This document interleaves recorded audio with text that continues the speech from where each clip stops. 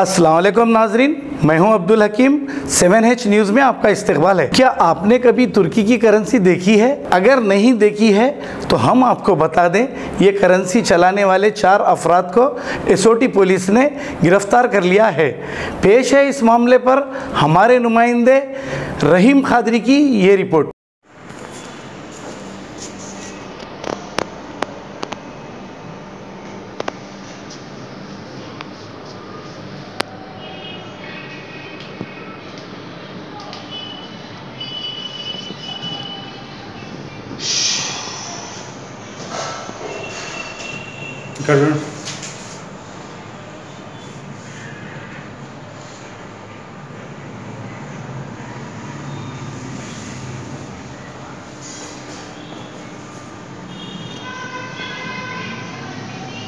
देखते रहिए 7H news, आपकी आवाज़।